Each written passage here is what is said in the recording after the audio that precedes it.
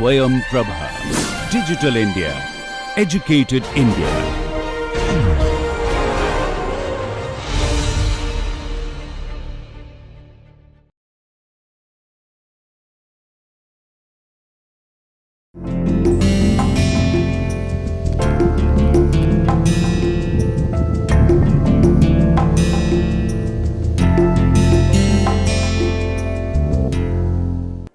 Hello, welcome to Introduction to Composites.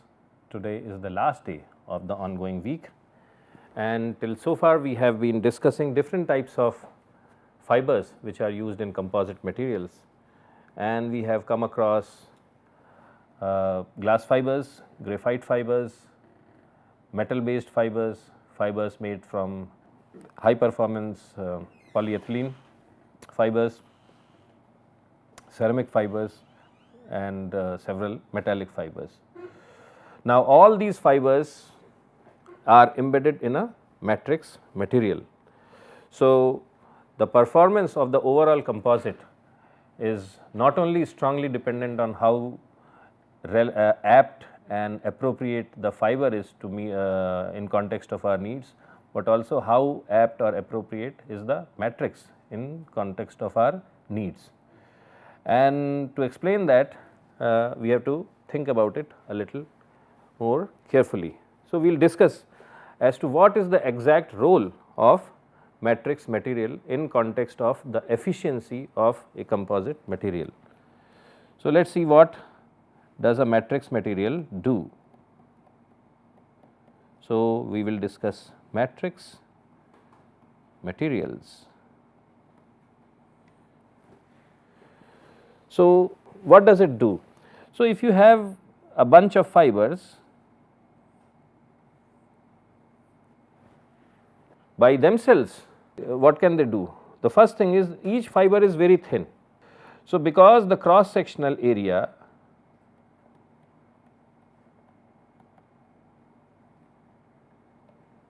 of fibers is very less, you cannot load the fibers by themselves because they are very thin. You cannot grip them and load them. They cannot be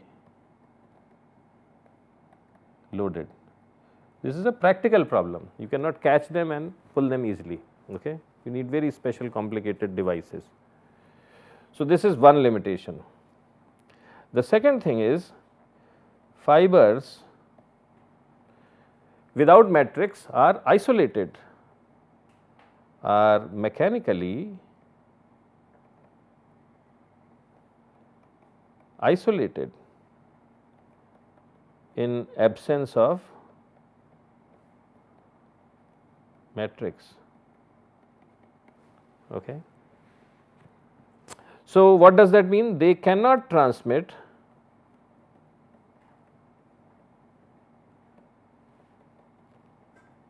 load between themselves.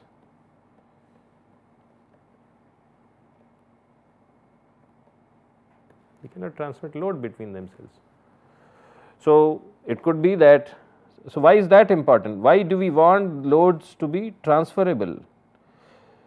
Suppose you have just four fibers, and each of these guys you are pulling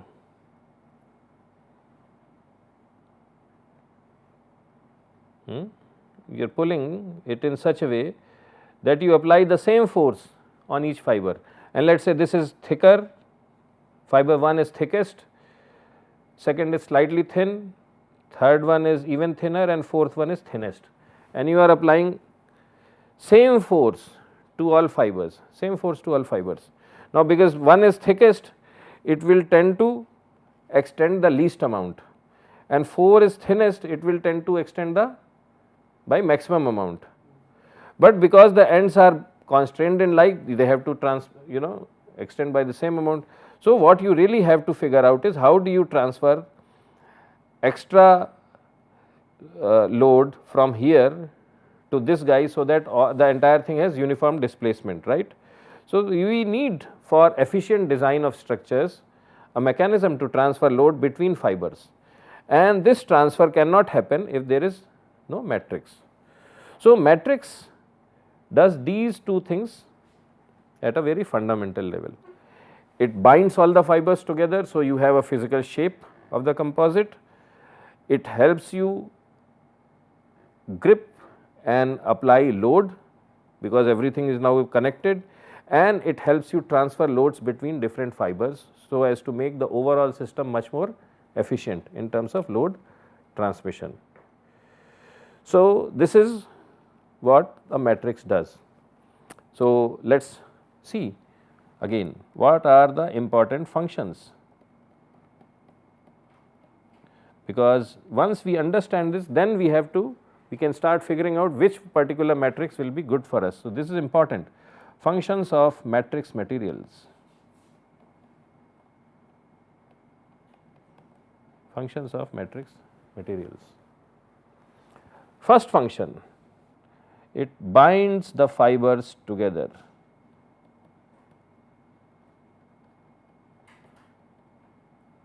And that provides the overall composite to come together, otherwise you have just individual parts. Second, it transfers loads and stresses between fibers, okay, transfers loads and stresses between fibers and between the composite structure. Third thing, it supports the overall structure.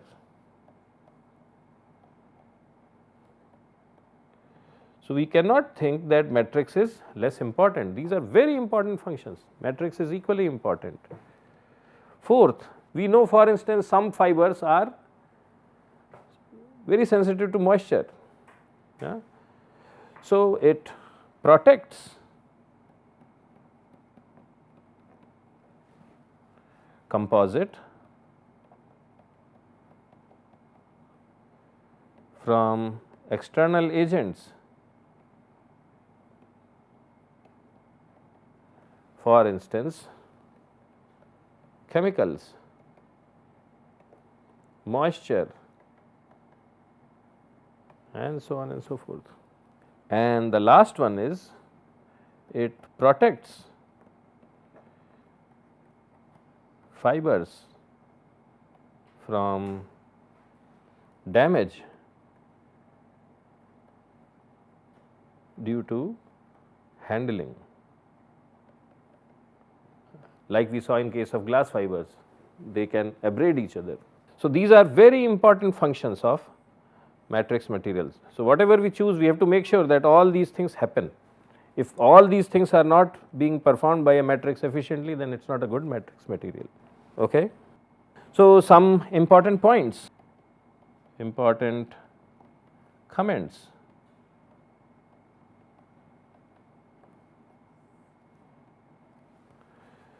So, one is that important comments about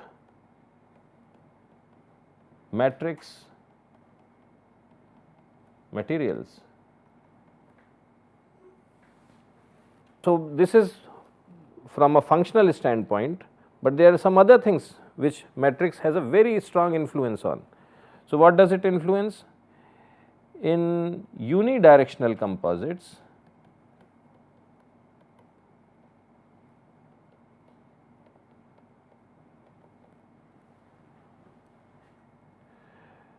matrix strongly influences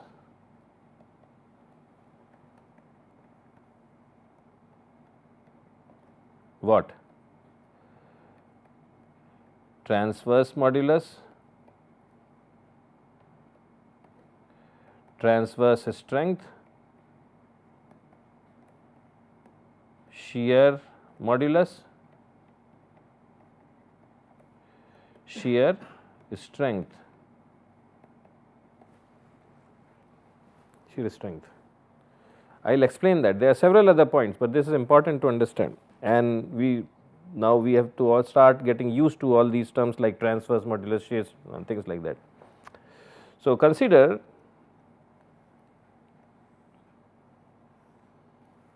a composite which is made up of fibers and it is embedded in a sea of matrix.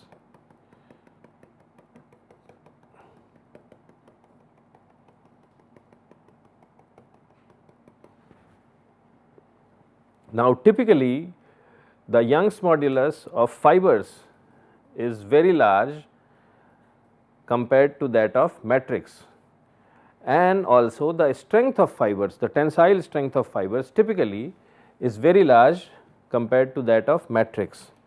So, if I pull this composite in this direction, and let us say this apply Fx, then it will be the fibers which will decide how much extension the composite is going to experience, because the fibers are much more stronger and much more stiffer than matrix. So, fibers are going to decide what is going to be the overall extension and whatever is going to be the overall strength. Okay. So, in the direction of fibers, if I pull it, I will get an idea what is the longitudinal strength and longitudinal modulus of the composite, and that is being predominantly going to be decided by fibers, especially if there are very large number of fibers. But the same is not true if I pull it like this. If I pull it in the y direction, the fibers do not have a tendency to stretch, it will be the matrix which will decide what is going to be the transverse modulus and transverse stress of the system, just based on this physical understanding. The mathematics and all that we will discuss later. But so, if we want the material to be stiff and strong in y direction, it will be predominantly decided by the matrix. So, we have to choose matrix correctly. Similarly, if we have a composite, the same composite, if we want it to be strong in the shear sense, in the shear direction. So, this one is I will say Fxy.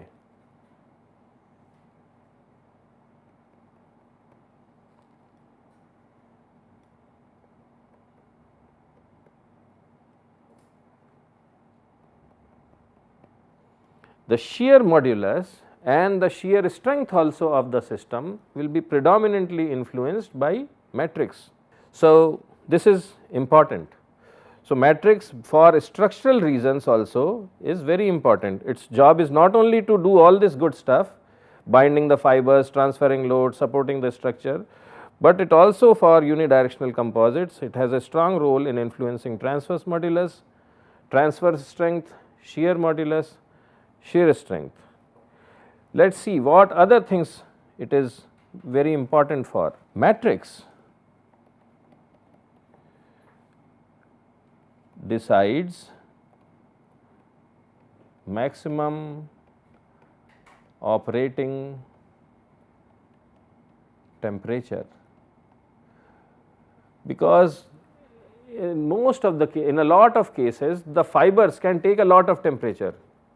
Glass fiber can take a lot of temperature, graphite fiber can take a lot of temperature, boron fibers can take a lot of temperature, ceramic fibers they can take a lot of temperature, HPP may not be at the appropriate size, but most of the fibers can take a lot of high temperatures. But if the matrix is some plastic which starts becoming soft at 150, 160 degrees centigrade, the overall composite's operating temperature limit is going to be decided by the matrix. So, this is another thing. Then another important thing to note is that in general most matrix materials,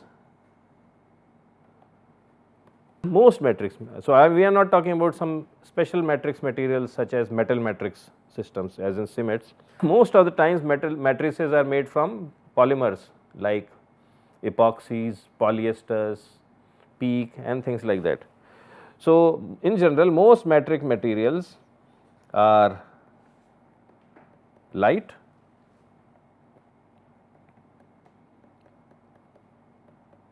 flexible, weaker relative to fibers. Okay. So, we have to bear this in mind when we are designing the overall system. So, this is very important. Classification.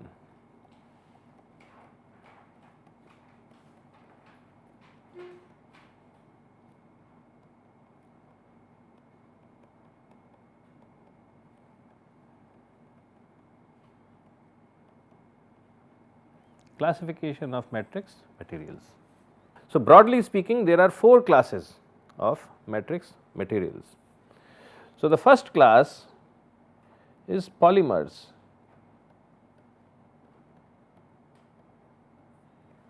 Polymers, they are organic compounds, long chains, and matrices which are based on polymers, they rarely perform above 200 degrees centigrade. So, operating temperature range,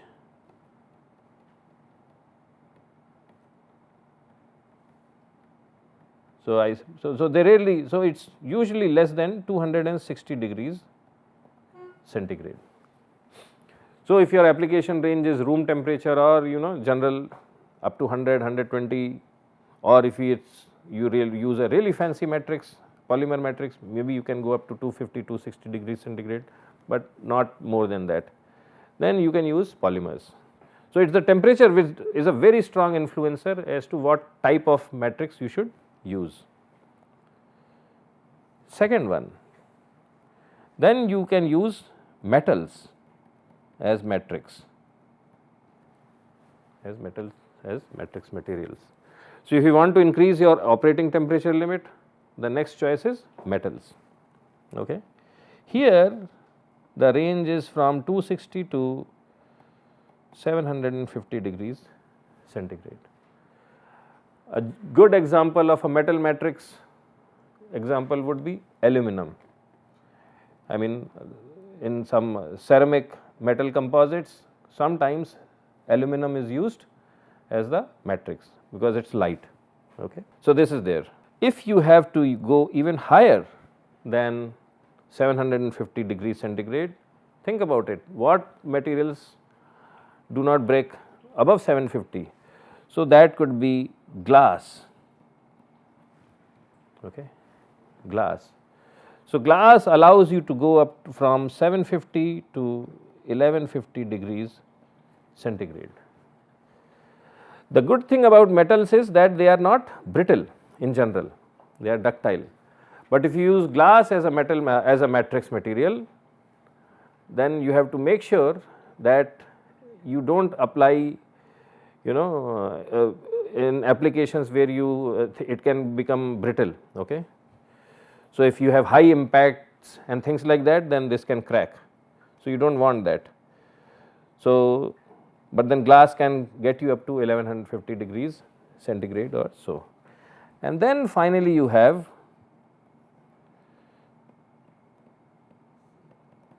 ceramics and carbon. So, this can go from 1150 to 1400 degrees centigrade. Okay. So, these are different classes of matrices and we have classified based on their operating temperature range. When you are planning to use carbon as the matrix, it is very important to remember that at higher temperatures, if you have a piece of carbon and you have oxygen, it will burn. So, you have to make sure that if carbon is the matrix material and temperatures are pretty high, then you have to somehow protect it from oxidation. So, you have to coat it in something which is still stable temperature wise and it does not react with carbon and it protects it correctly. So, this is very important thing to consider. So, with all this information, finally, we will look at some of the important considerations which are required while we are choosing the matrix material. So, considerations while choosing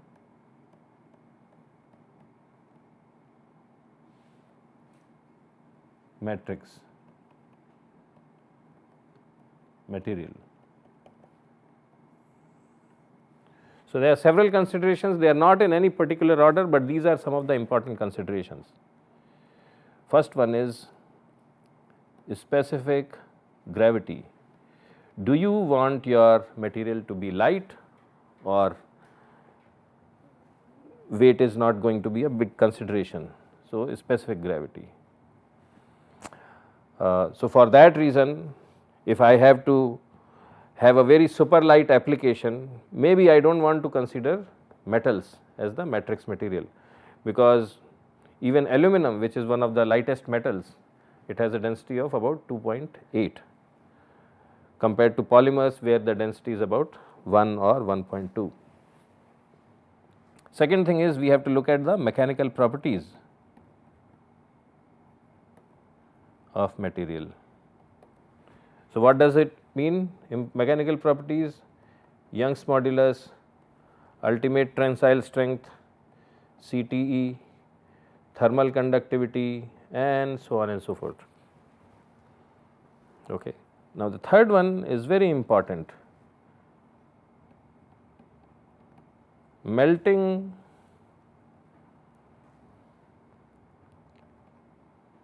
temperature. Now, some matrix materials do not have a melting temperature. For instance, some thermoset polymers, they do not. So, you heat them and after a certain point they will just decompose.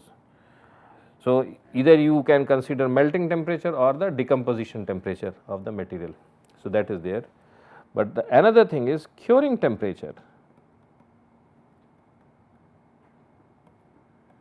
of matrix, because a lot of polymers, when they are in initial state, they are in fluid state, liquid state, and then you mix them with some compounds, you raise the temperature, and then at an elevated temperature they solidify, and at that elevated temperature, because they solidify, thermal stresses get logged into those types of things.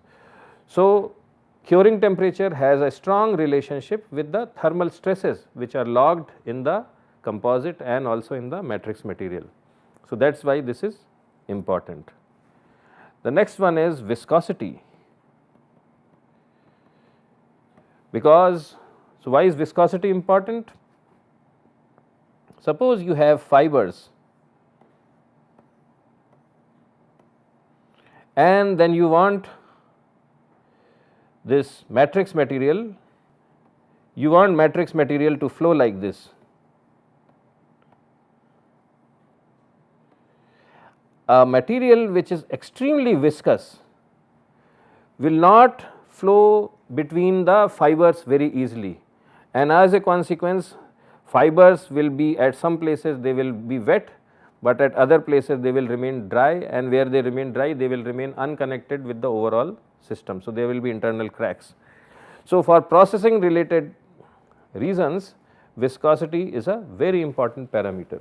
So, you have to make sure that whatever is the viscosity, it does not create problems like this. Then you have reactivity with fibers.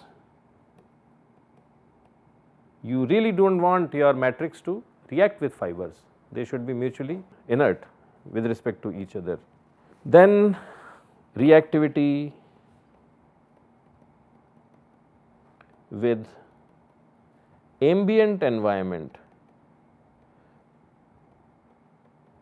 So, it could be that you are going to use your composite in seawater, so you have to make sure that your matrix does not react with seawater, or in air or in nitrogen, whatever.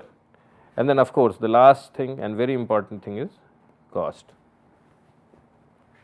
So, these are some of the very important considerations when we are discussing about matrix materials, and this I hope it gives you a overview of what the whole world of matrix material looks like. Starting next week, we will discuss different matrix materials in terms of their physical properties and what are some of the specific applications of these different materials. And once we are done with matrix materials, then we will move into the next phase as to how composites are fabricated. So, matrix materials, fabrication of composites, that is something, those are some of the two topics we plan to touch upon next week. So, till then, have a great time, and I look forward to seeing you on Monday, which will be the week 3 of this course. Thank you.